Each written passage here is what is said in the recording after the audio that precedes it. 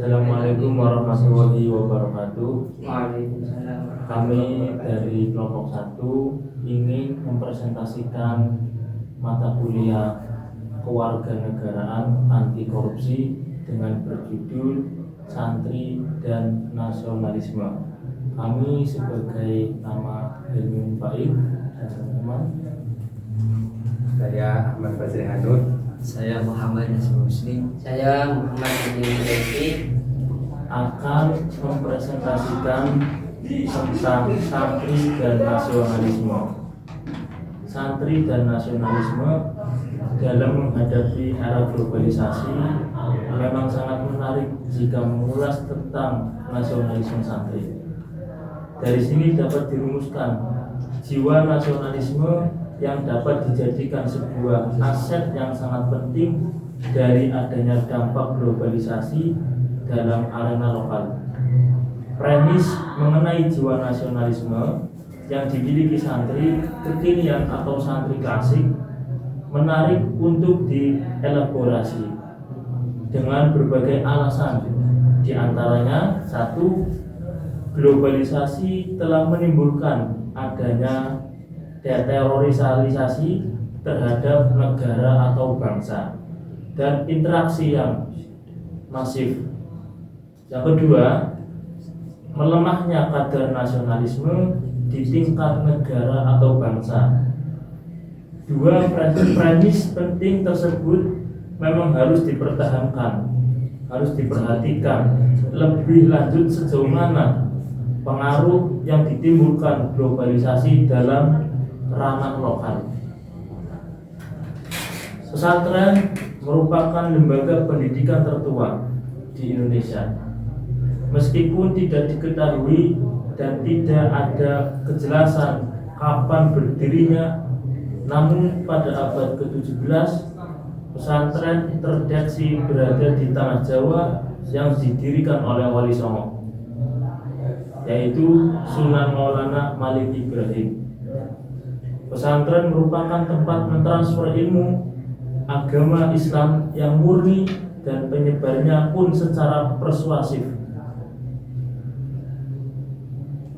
Kehadiran dan berkembangnya pondok pesantren di Indonesia yang sangat pesat menjadi momok menakutkan bagi penjajah, sebab pesantren dijadikan benteng untuk mengusir para penjajah.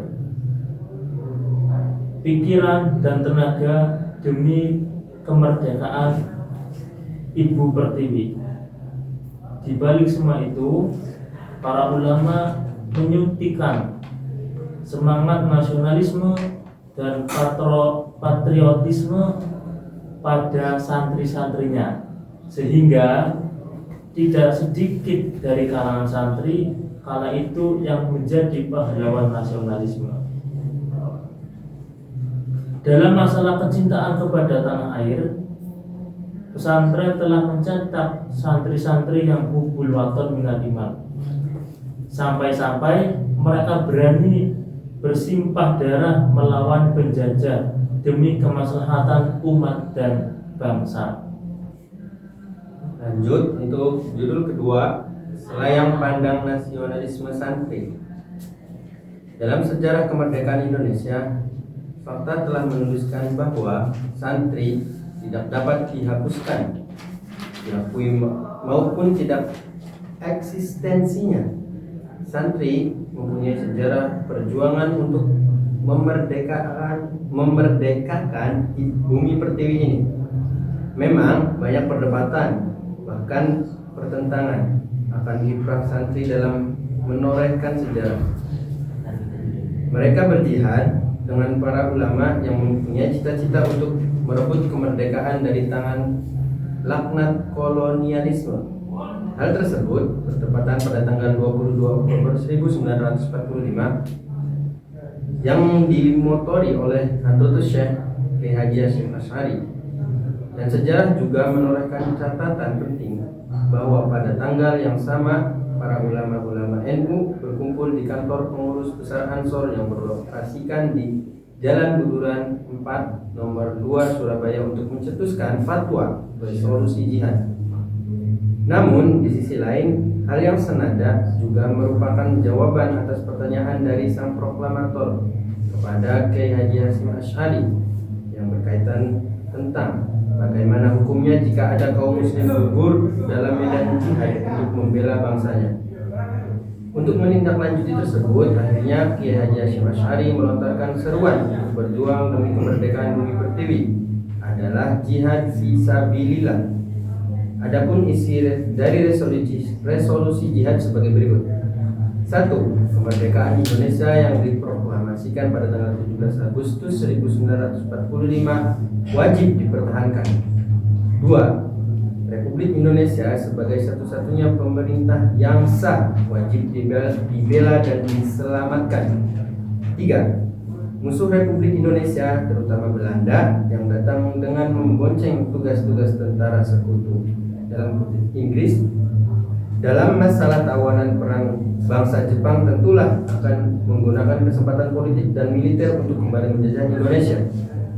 4. Umat Islam terutama NU wajib mengangkat senjata melawan Belanda dan kawan-kawannya yang hendak kembali menjajah Indonesia. 5. Kewajiban tersebut adalah suatu jihad yang menadi kewajiban tiap-tiap orang Islam, hukumnya fardhu ain, yang berada pada jarak radius 94 km atau jarak di mana umat Islam diperkenalkan sholat jamak dan kosong. Dari kelima butir resolusi jihad di atas dapat kita diketahui bersama hal tersebut telah digambarkan bahwa ulama dan para santri telah menorehkan sejarah dalam mempertahankan kemerdekaan Indonesia. Namun di sisi lain ada beberapa bukti fisik jasa dari ulama dan para santri, yaitu mereka berjihad menggunakan senjata yang seadanya, yaitu dengan bambu runcing dan dibekali dengan beberapa biji kacang hijau dan jagung, yang konon katanya apabila biji-bijian tersebut dilemparkan kepada tentara penjajah akan menjadi peluru yang dapat memborbardir, bahkan bisa memporak-porandakan tentara penjajah. Dari hal itu mengingatkan bahwa ulama dan para santri berjihad serta berusaha keras untuk melepaskan diri dari para penjajah, membutuhkan usaha dan kesiapan lahir dan batin. Umat Islam tidak akan bisa menjalankan syariat Islam dengan maksimal jika bangsa Indonesia tidak merdeka. Tutur Hadratus Syekh Kiai Haji Hasyim Asy'ari.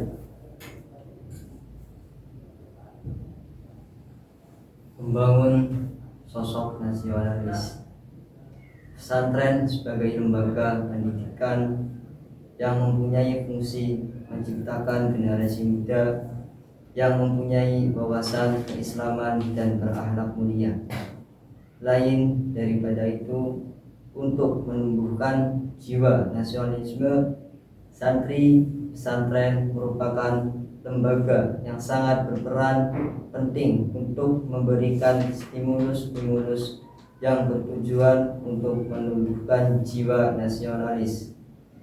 Mereka seperti bermain peran sebagai pahlawan nasional guna mengingat dan mengenang jasa para pahlawan. Memutar film dokumenter tentang memperjuangkan kemerdekaan, dan yang terpenting dari semua itu, pesantren harus bisa memberikan gambaran bagaimana berjihad di zaman kontemporer untuk menghadapi era globalisasi.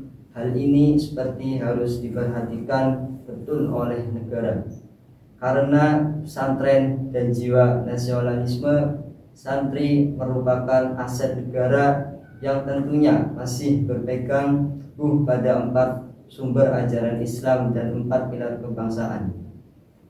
Pahitnya kehidupan di pesantren sudah menjadi keharusan untuk dijalani dengan penuh kesabaran dan kecintaan oleh santri. Dari situlah jiwa akan terlatih dan karakter mereka akan terbentuk, karena seiring majunya zaman, kehidupan akan terasa lebih pahit jika sejak dini tidak pernah terlatih untuk menghadapi era globalisasi, menjadi sosok nasionalis, mandiri dan etos kerja yang tinggi. memang sudah melekat sejak hidup di pesantren. Ilmu untuk amal, begitulah slogan yang harus direalisasikan oleh santri teruntuk bangsa ini. Jadi apa-apa yang sudah didapatkan di pesantren bisa dipersembahkan untuk orang sekitar, agama dan bangsa. Seorang yang berilmu harus membuat kemajuan dan kebijakan untuk umat, karena keteladanan sangat-sangat diutamakan daripada orasi lisan. Jika semua pesantren memiliki metode untuk mengembangkan dan memupuk jiwa nasionalisme santri, maka seluruh santri Indonesia akan memiliki rasa cinta tanah air, dan juga menghasilkan santri-santri yang memiliki inovasi, kreativitas, serta memiliki jiwa madani. Santri harus menjadi aktor di atas panggung kesejakatan dan dengan pembinaan ajaran Islam berisikan nilai-nilai dinamika yang relevan, tentunya sesuai dengan konteks yang ada. Dan yang terpenting, pesantren harus mampu mengembangkan potensi yang dimiliki santri.